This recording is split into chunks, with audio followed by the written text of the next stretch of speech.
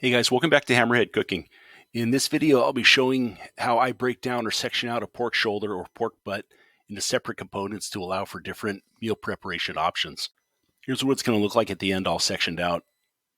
I pat this dry with a paper towel after removing it from the bag. There's a large flat bone down the middle, and I want to try to identify where that bone ends to allow me to make my first cut to section this out into two halves, one with a bone and the other boneless. I like to flip this on its side and feel with my finger where the bone ends. That's where I'm going to make my first cut. Then I flip this onto the fat side up, and then I've got my cutting area. I like to draw the knife towards me instead of slicing back and forth. To me, it seems like I just get cleaner cuts. I get through this with 9 draws, and then I have 2 halves. This left side cut is going to be one meal as a smaller pork shoulder section. My right side cut, I'm going to be cutting into country style ribs, but there's one more section cut that I need to make with this left side bone in cut. There's a little boneless pork roast that's attached to the outer portion of the bone-in section that I want to remove. There's a natural seam where this piece of meat connects to the bone, and I'm able to partially separate this roast from the bone inside. What doesn't fully separate, I use my boning knife to trim away from the bone inside. I'm left with a tiny little pork roast, perfect for a 2-person meal on the grill.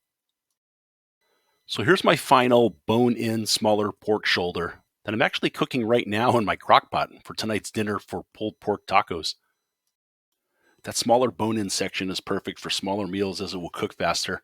On the left, I have my little lean pork roast that I can fire up on the grill for a quick meal. And on the right-hand side, I got my last big section that I'll be cutting into country-style ribs.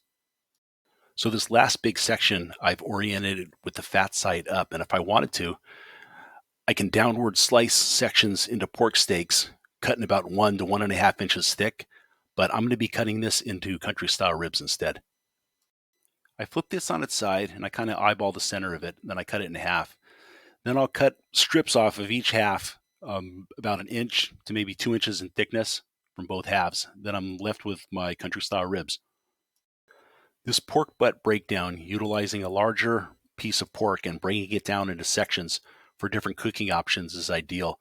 I'm cooking the smaller bone-in piece in my crock pot right now.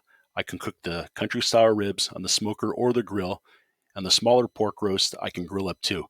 3 potential meal preparation options. All right, here's what things look like all sectioned out. I got 3 pounds of a small bone-in pork butt, almost 1.5 pounds of a small pork roast, and a little over 3 pounds of country style ribs. Hey, thanks for watching the video. Please like and share the video if you found it helpful. Please subscribe to my channel too if you like what you saw. And those of you who have already subscribed, a big thank you to you.